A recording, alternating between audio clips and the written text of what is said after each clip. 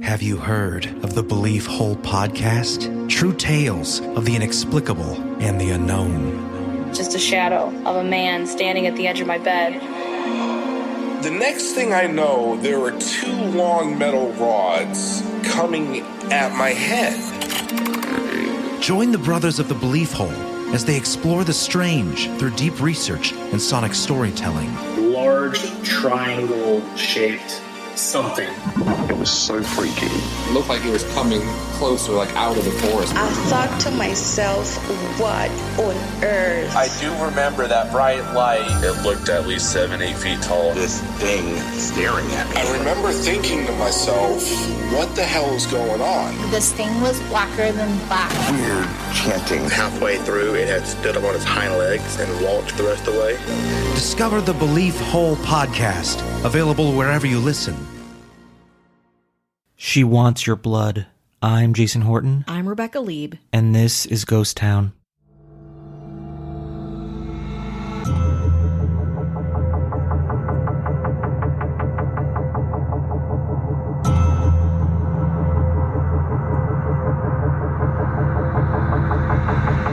Every culture has its own vampire creature, from ancient civilizations to contemporary ones.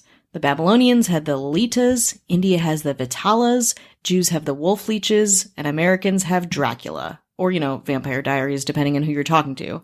But no vampiric ghoul is quite so interesting to me as the Manananggal, and I hope I'm saying that right, the vicious, torso-splitting vampire woman whose legend is deliciously gruesome and surprisingly feminist. Let's talk about it. The Manananggal was first sighted around 900 CE in the Filipino jungles and volcanic caves.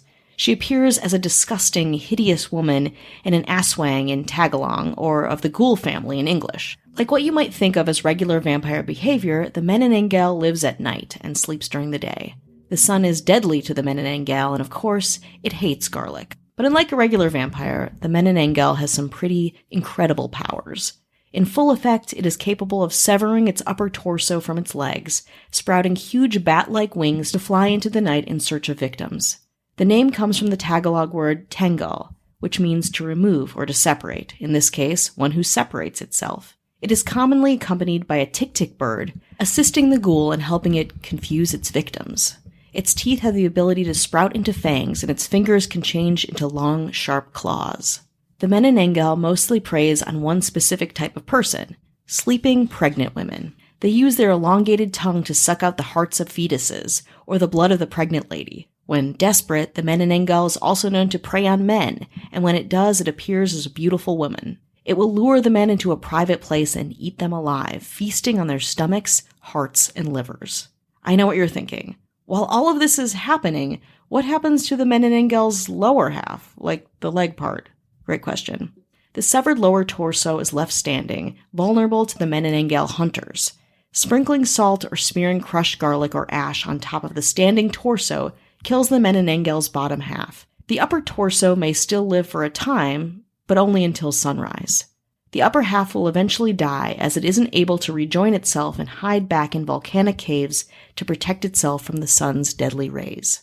Some believe you can turn yourself into a Manananggal by chanting a special incantation, anointing yourself with oil and finding an egg that contains a black chick, and either swallowing that chick or putting it into your armpit until it starts to feed on you. This is because it is believed that a black chick lives inside the stomach of every Manananggal, and it must be passed along to new humans if the Manananggal no longer has the strength to feed. When a Manananggal's chick is eaten by a human or put into its armpit, they can still stay human, but the chick slowly feeds upon the body, their insides going bad, and eventually this new creature craves the blood and flesh of a pregnant woman. Let's take a break. The legend of the Manananggal is popular in the Visayan region of the Philippines, especially in the western provinces of Capiz, Iloilo, and Antique. Again, I'm sorry if I'm pronouncing these names wrong. Many apologies.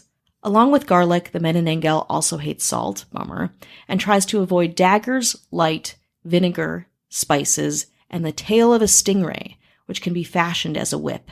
Folklore of similar creatures can be found in the neighboring nations of Indonesia and Malaysia.